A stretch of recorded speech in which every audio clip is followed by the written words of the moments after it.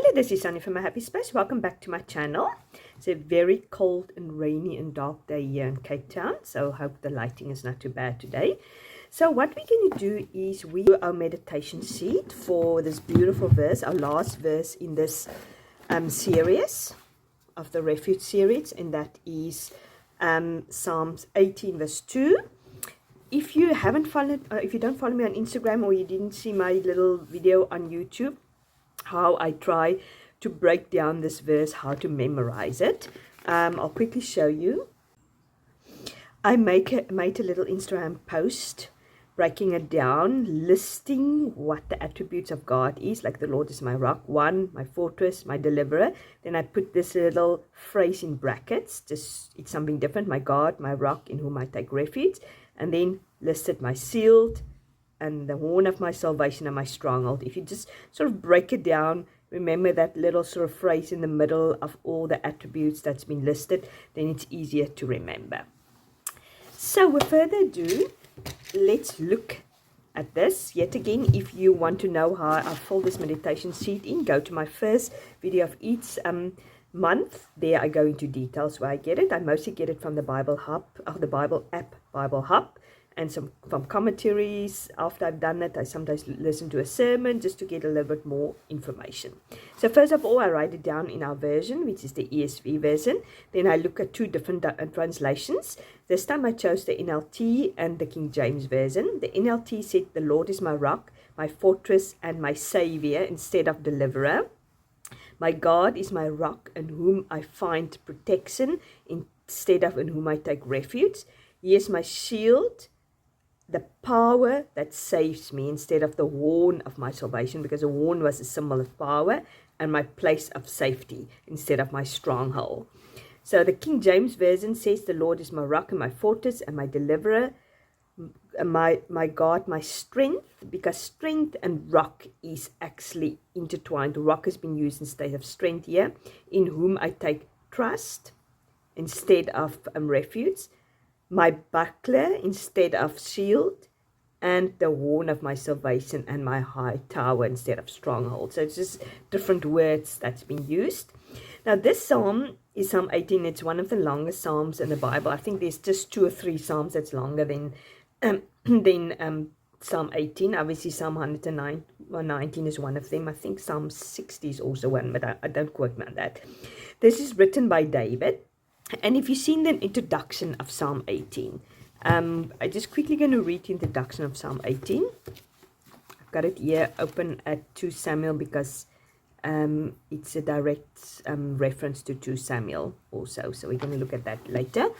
So first of all, it says, "To the choir master." So we know this is being written to the choir master, but obviously it's written for us also. "A psalm of David." So it's written by David, the servant of the, it was written by David. Who does he say? He's a servant of the Lord. This was written just after the Lord really delivered him from his enemy, and especially Saul. It was written during, obviously, maybe not directly, but after the delivery. And then it is being also referenced in 2 Samuel, I think at the end of his life, where he's almost repeating the psalm, but a little bit different, sort of almost as now, just a thanksgiving yet again, that over his years that the Lord has delivered him. So when the Lord rescued him, so when was it written? From the hand of all his enemies and from the hand of Saul. And it's interesting, when I listened to the sermon of David Guzik, he said, that tells us a little bit about the heart of David. I mean, Saul was mainly almost his main enemy, but he doesn't put Saul in the same reference as the hand of all his enemies. And then he says, "and from the hand of Saul." So yes, he recognizes he's been delivered from the hand of Saul, but he doesn't see Saul as his enemy. I'm actually going through 2 Samuel at the moment as a family. And the difference about Saul and David is, did I say Daniel? Sorry, if I say Daniel, forgive me. I meant David. So the difference between Saul and David is such a contrast the whole time. I mean, Saul harbored the whole time this bitterness against him. And David was just humble the whole time. And even when Saul was killed at the end, He was so in distress that actually, I don't know if it's the prophet Nathan, whoever sort of almost said to him, or maybe it was his commander leader, said to him, just get out of this rut now. Um, about your downcastness, about Saul being killed. So really the heart of David is displayed here. So I'm going to keep here open at 2 Samuel because we can reference at that. So that is who wrote it. When we wrote it, obviously I just sort of went back to in my Bible hub and sort of saw when Psalm 18 was written. There was not a definite time limit for Psalm 18. It was just sort of the one section of Psalm and the other section. So I just put 979 BC. But we know, as you said, the time is after he was delivered from Saul and all his enemies. And what does it say about God? This, I just said, see prayer box. I made a list. I went into the commentary of David Guzik, and he sort of made a list of all the things God is and sort of the meaning behind it. So we will look at that in a minute. I mean, that can you read the whole Psalm 18, seeing that is one of the most longest chapters in Psalms. But what we can look is we can read a little bit verses around it, and then I just sort of made headings. I didn't. I read it by myself, but we're not going to look at it now in detail. So I love you, O Lord, my strength. That is one of the phrases that's not in the Samuel chapter. The Lord is my rock, obviously, my fortress and my deliverer, my God, my rock, on whom I take refuge, my shield and the horn of my salvation, my stronghold. I call upon the Lord, who is worthy to be praised, and I'm saved from my enemies. So yeah, God is worthy to be praised. He's saved from his enemies. And as I said, we're going to look at all those attributes of God, the 9 attributes David is calling. So he said, when he was in distress, the cords of death encompassed me. The torrents of destruction assailed me. The cords of Sheol entangled me, and the snares of death confronted me. So his life was really, really in distress.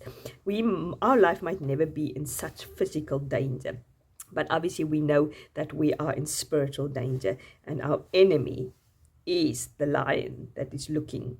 Roaring lion is a roaring lion that looking for somebody to devour, and he is the author of killing and destroying. In my distress, so what did he do? He didn't run to the world for help. He didn't try to make his own plans. No, in my distress, I call upon the Lord. To my God, I cried for help. From his temple, he heard my voice. So where was he? He was in the temple. He was at the congregation. He was at church.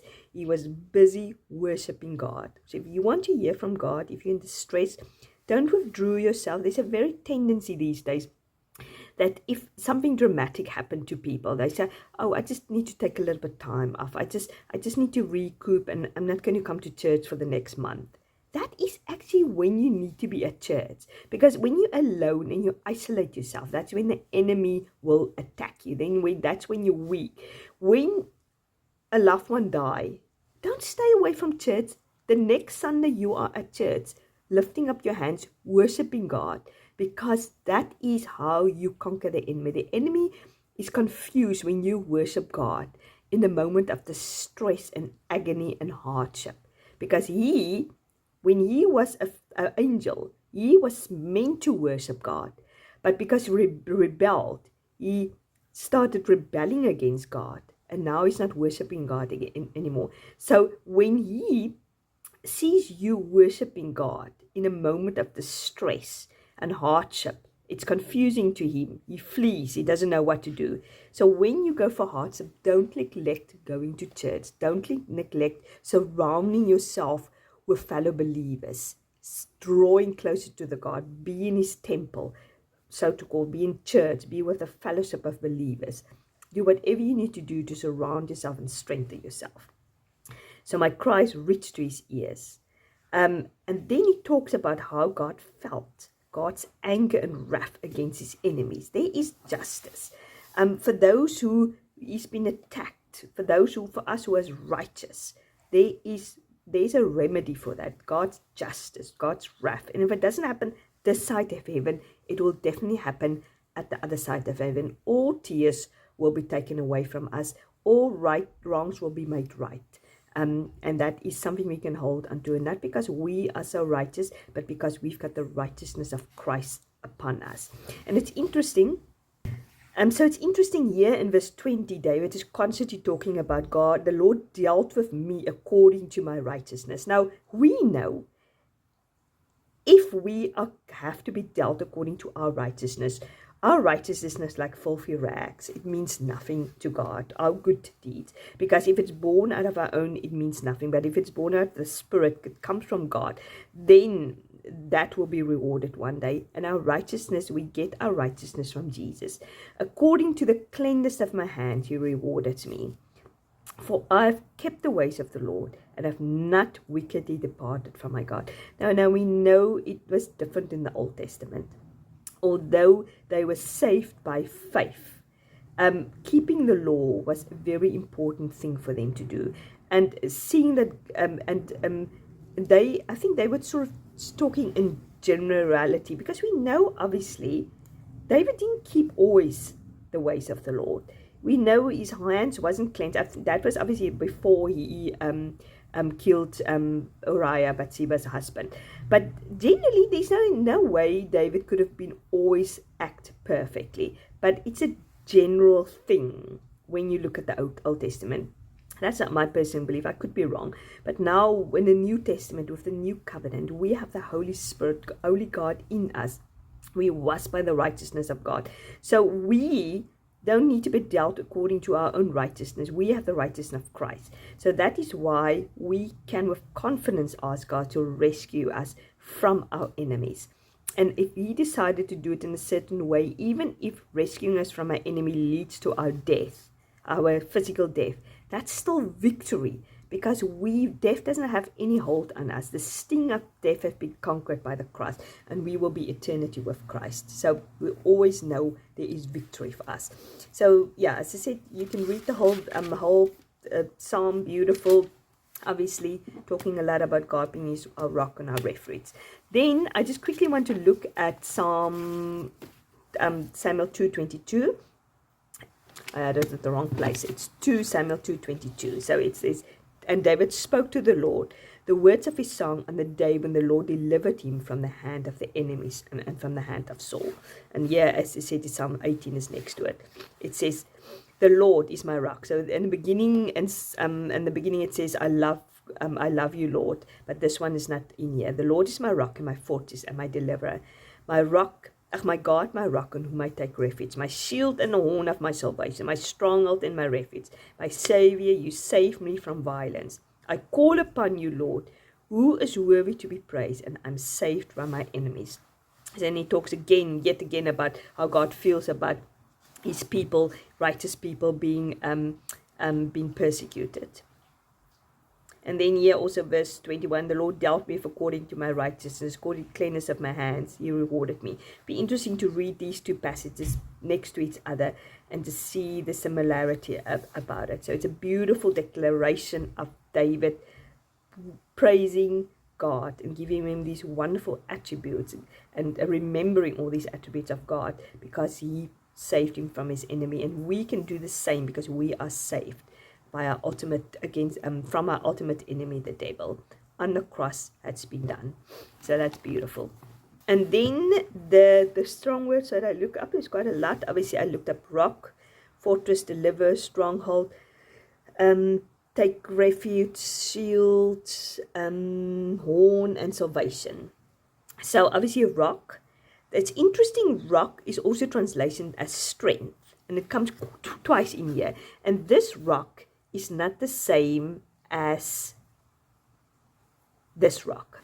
If you look in the Strong's, it's two different words. Now, when I looked in the Strong's, it didn't really give me lots of different, it sort of says a crack, a cliff, and then, and also later more or less say the same.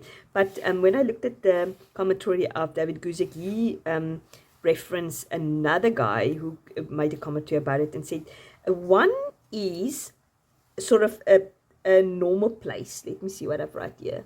Is almost a sense that God is the one who empowered him, who give him his strength. He's our rock. A rock is something strong. And the other one is, it's a source, a fountain. So that is where our strength comes from. Our strength is God is our fountain, our source of our strength. And then also rock got different type of sort of attributes or purposes rather. A rock can give you shade. If you sit under a rock or next to a rock, it will give you shade. And that is according to Psalm 32 verse 2. It can give you shelter. It can hide you and protect you. An example of that is Exodus 33 verse 22 and Proverbs 30 verse 26. And then it's a firm place. When you stand on a rock, you have a firm place. It's not like sinking sand. So that's Psalm 40 verse 2. So that is what I got from rock. And then fortress is a stronghold, an inaccessible place. Yeah, that sort of stronghold, when you see it, it is a place of substance. So God is our fortress, our strong place, an inaccessible place. When we're in Him, when we're with Him, that the enemy will not have access to us. He's our deliverer, our savior, as it says, our escape, preserve us, He rescue us. He is the one who saved us ultimately. He's our savior on the cross. Stronghold, it's yet again a secure place. It's a retreat, unassailable high tower. So stronghold and fortress is very much the same. Fortress is maybe sort of the name of the building. A stronghold is sort of, the fortress is a stronghold. It's an unassailable place, inaccessible place. It's a place where you can have a firm foundation, when you can stand secure. And often we talk about the devil mustn't have a stronghold on us, of stepping into your life. So if you allow him to come into your life and have a foothold and a stronghold in your life, where he can get himself hooked and secure and in your life, then it's difficult to get rid of him. So rather just rebuke him, have short accounts between sin and asking for forgiveness and turning around and repenting, because you don't want the devil to have a stronghold in your life. You want God to be your stronghold in your life. Take refuge, have a shelter, seek shelter, take refuge. This is almost like the verb, the action of taking refuge. So it's an action you need to do. Or you take refuge in the world and their beliefs, or you take refuge in God. A shield is a buckler. It's an old-fashioned name for a shield. It's a large protection, and it immediately reminded me of Ephesians 6 that says, put on the shield of faith that extinguishes the darts of the enemy. And this is a beautiful picture. Put the shield of faith on. Because, and the sword of the Spirit is the word of God. You fight the enemy with it. With your faith, you protect yourself from the enemy, from that darts that he throws at you. Are you really like that? Do you really think you're a Christian? Do you really think God can do this for you? Can you really trust God? That old question that the serpent asked Eve in the Garden of Eden. Do you really think God made that? So that is how we protect ourselves. And then horn is a mighty, it's a symbol of strength, the horn of my salvation. So where is my strength, of my power of my salvation? That is from God. It's not my own works. It's not my own doing. It is from God through Christ Jesus. So that's, and then obviously salvation is to be delivered, to rescue, to be safe, to have welfare. And I know Jesus is our Savior. He is our salvation. And then, as I said, then I've listed all the attributes. It's rock, strength, which is also could be also rock, but it, as I said, one place is translated on rock, and then other one is strength, and then fountain. Rock, strength, shield, horn, stronghold, fortress. His God. He also put in His God, because it's my God. It's not any God. It's the God above all gods. And stronghold, we've looked at that also. So yeah, I really love digging into this. I hope it was useful for you. As I said, yeah, it's worthwhile digging into these words, understanding what it means. Just know that God is our refuge, He's our rock, He's our fortress, He's our deliverer. We can take refuge in Him. He's our shield, He's the horn of my salvation, He's my stronghold, and He's my God, the Lord, the ultimate God, the true God who delivers, Yahweh. So have a great day, and yeah, I hope it's a bit warmer there with you than with us. But yeah, we're very, very thankful for the rain. This is our rainy season, so we need all the rain we can get in Cape Town. God bless. Bye-bye.